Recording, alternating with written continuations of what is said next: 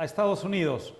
Hay enorme expectativa, como es lógico, para saber qué va a hacer la administración Biden en los próximos años, qué puede esperar el mundo de la administración Biden, cuál va a ser la política exterior, la política comercial y también la política doméstica del nuevo presidente. Todo lo que ocurra o deje de ocurrir en Estados Unidos nos importa, nos interesa y nos afecta, pero en este caso hay una expectativa, yo creo, redoblada por obvias razones. Se termina una era, empieza una era distinta y queremos interpretar esa era distinta exactamente qué significa. Y para eso tenemos a un invitado verdaderamente notable, a Juan Verde. Él es un estratega de empresas y de gobiernos con una vieja vinculación con el Partido Demócrata, fue un asesor muy cercano de Hillary Clinton, fue colaborador de la administración Obama en el ministerio, en la Secretaría de Comercio, ocupándose de la subsecretaría para Europa y para Eurasia, y hay una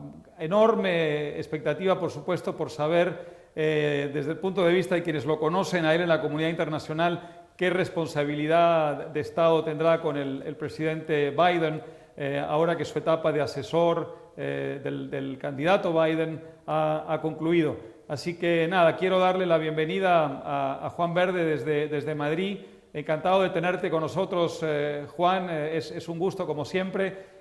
Estamos muy atentos a lo que puedas contarnos, apelando a la bolita de cristal sobre lo que va a ocurrir y qué cabe esperar de la administración Biden. Encantado de tenerte con nosotros. Encantado de saludarte a ti y a todos en esta magnífica fundación y que admiro y respeto tanto. Saludos desde Washington. Cómo no. Juan, empecemos. A ver, nos preguntamos todos desde fuera en qué va a cambiar la relación de Estados Unidos con el mundo. Venimos de 4 años de relación traumática, turbulenta, tempestuosa. Tanto si estás a favor como si estás en contra, creo que esos adjetivos corresponden. ¿Qué cabe esperar en los próximos 4 años de la relación de la administración Biden con el mundo? Muy buena pregunta, porque creo que el contraste no podría ser más significativo. Estamos ante el comienzo de una nueva era, desde luego, a nivel internacional, pero yo diría una nueva era en comparación a lo que ha ocurrido durante los últimos 4 años. Durante los últimos 4 años hemos visto a Estados Unidos aislarse de la comunidad internacional, hemos visto un nuevo rumbo para la diplomacia norteamericana más basado en la relación unilateral cuando podía imponerse, o bilateral cuando no podía hacerlo, intentar.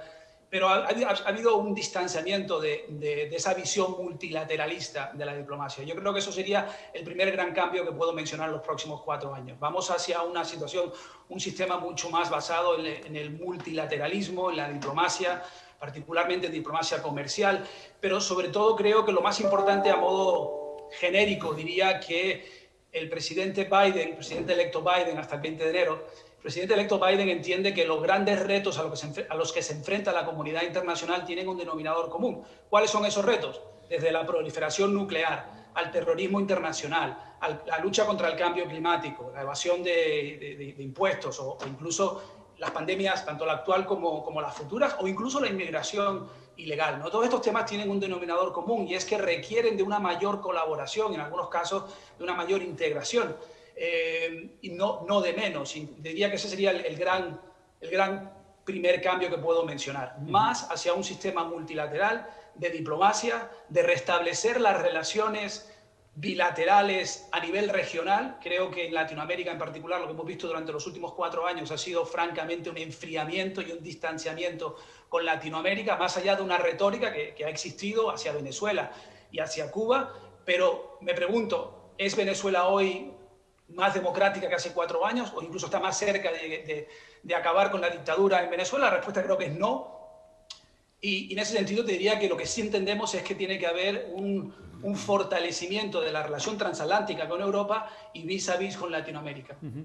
¿Cómo ves el conflicto con China? Ha tenido muchas aristas ese conflicto, una de ellas comercial, pero no la única. Es un área que conoces bien porque, como mencioné en la introducción, ocupaste un cargo muy importante en la administración Obama en el área comercial. Pero además del área comercial hay muchas otras áreas, obviamente la carrera armamentista, la presencia cada vez más impositiva de China en el mar de China meridional. En fin, hay evidentemente ahí una tensión que no se acaba con el presidente Trump. ¿Cómo crees que la administración Biden manejará el conflicto con China? Primero, esta es mi opinión personal, obviamente no hablo como portavoz del nuevo gobierno, pero sí creo que si hay algo en lo que sí están de acuerdo, de los muy pocos que están de acuerdo de los republicanos y los demócratas en este momento, es la situación vis-a-vis China. O sea, ¿qué tiene que hacer Estados Unidos de cara al futuro? Yo creo que independientemente de quién hubiese ganado, no hubiese cambiado esa posición. Creo que estamos ante unos años de una posición firme, fuerte contra China. Lo que cambia obviamente es el modelo de engagement, el modelo de diplomacia. Hasta ahora lo hemos visto ha sido un modelo de confrontación con China y de ignorar lo que es imposible de ignorar, ¿no? Y es que China sigue siendo y seguirá siendo en los próximos años una potencia mundial con la que tenemos que de alguna forma u otra por lo menos tener un acercamiento para charlar y dialogar, pero desde luego siempre desde un punto de vista de firmeza.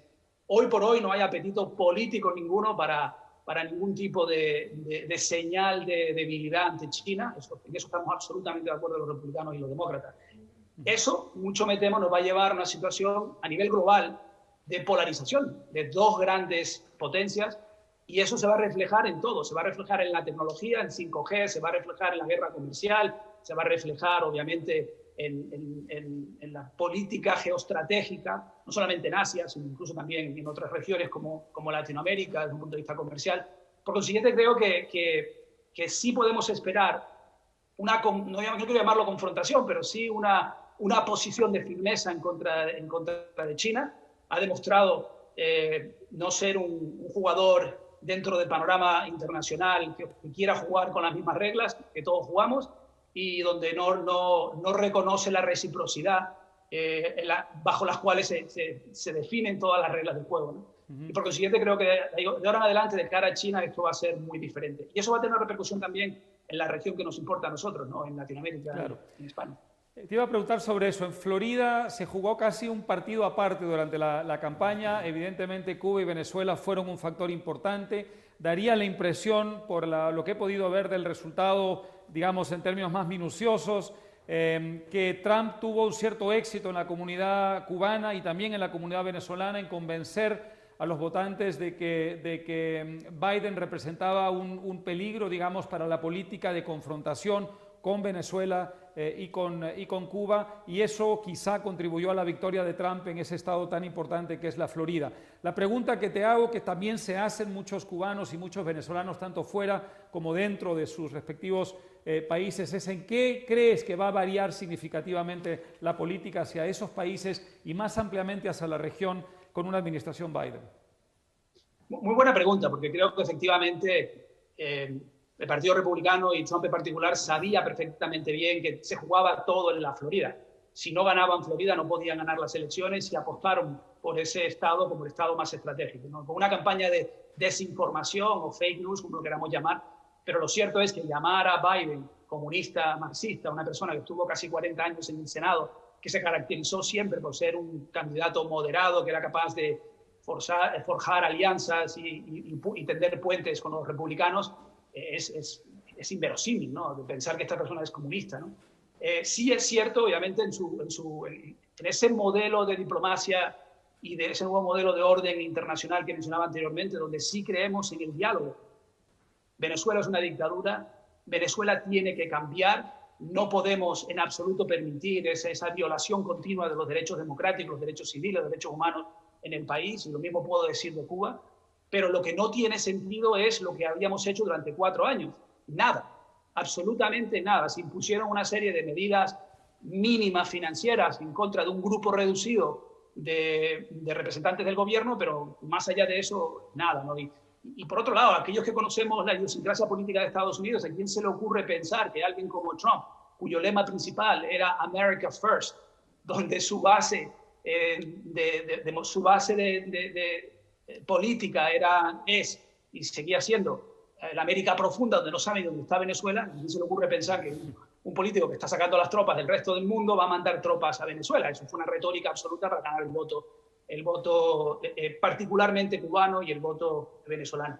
¿Cómo va a cambiar la política hacia Latinoamérica? A mí eso me llena de ilusión, lo puedo decir con una inmensa sonrisa. Sí creo que es una nueva era, y no en comparación a Trump, una nueva era en comparación a cualquier otro momento en la historia de Estados Unidos, que con la relación bilateral con Latinoamérica se enfrenta a un momento fantástico. No ha habido en la historia de Estados Unidos un presidente que conozca mejor Latinoamérica que Biden. Biden, durante la administración, los 8 años con Trump, asumió la responsabilidad, la cartera de política exterior con Latinoamérica, viajó 18 veces a la región en viajes oficiales, conoce a los actores políticos, económicos, sociales de la región, y nadie tiene que explicarle la importancia de Uruguay, de Paraguay, ni siquiera de ningún país de la región. Y hay 2 temas en particular que me llenan de ilusión al respecto en cuanto a la relación bilateral. En primer lugar, que Biden ha dicho que tenemos, primero, una frase que para mí lo resume todo, ¿no? Ha dicho que la seguridad nacional de Estados Unidos está directamente asociada al desarrollo y a la riqueza económica del país. Y eso nos debería llenar de ilusión, ¿no? ¿Por qué? ¿Cómo se manifiesta eso en cuanto a la política exterior del país de Estados Unidos a la región? La cadena de suministro. Estados Unidos hoy tiene una absoluta dependencia en China en ciertos sectores estratégicos de nuestra economía. El 95% de los antibióticos que se consumen en Estados Unidos se producen en China. Más del 60% de todo el material hospitalario de Estados Unidos se manufactura o se fabrica en China. Y lo que ha dicho Biden es que tenemos que reubicar parte de esa cadena de suministro, particularmente la estratégica, en 3 áreas: mineral, médica y energética en Latinoamérica. Y creo que van a haber muchos incentivos por parte de las entidades multilaterales y por parte de los fondos de inversión norteamericanos para invertir en la región y crear prosperidad económica. En segundo lugar, el gran plan Marshall para Centroamérica. Un presidente que decía que había que invertir billones de dólares en una gran muralla entre Estados Unidos y México para parar la inmigración ilegal, y Biden que dice, no, hay que invertir y para resolver el problema en origen. Tenemos que invertir en infraestructura, tenemos que invertir en desarrollo económico, en creación de empleo y estabilidad económica en la región, en Centroamérica, y de manera paralela crear también un plan de inmigración ilegal a Estados Unidos. Entonces diría que es la segunda gran prioridad de cara a la región. Y en tercer lugar, y ya concluyo con esto, la energía. Yo creo que tiene todo el sentido y es un área de gran potencial colaboración, ¿no? Todo lo que es sostenibilidad. Estados Unidos se enfrenta ahora a un gran reto y que es que volver a retomar la senda del Acuerdo de París. Va a ser la primera decisión que va a tomar oficialmente Biden el 20 de enero, y eso significa que tenemos que ponernos al día. Eso representa una gran oportunidad. Todo lo que es la economía verde de Estados Unidos se basa, por ejemplo, en el litio. Necesitamos apostar por el litio en Sudamérica, por ejemplo, lo que es Bolivia, Chile, Argentina, ese triángulo donde Estados Unidos va a tener que involucrarse más en la región para asegurarse una vez más de que la cadena de suministro de esos sectores estratégicos como son los minerales o las materias raras, los rare earths, sean estratégicos para Estados Unidos. En conclusión, una nueva era de optimismo, de mayor colaboración, liderada por alguien que conoce muy bien nuestra región. Cómo no, Juan. El tiempo nos ha vencido, lamentablemente. Quiero agradecerte muchísimo la participación. Creo que nos has dado un panorama así muy sucinto de lo que cabe esperar de la administración Biden, y estaremos muy atentos, y ya te estaremos molestando en los próximos meses y años seguramente para que nos acompañes, tanto si ocupas un cargo de responsabilidad en la administración Biden como si no. Muchísimas gracias y hasta pronto. Siempre es un placer colaborar con ustedes. Muchas gracias. Cómo no. Y ahora...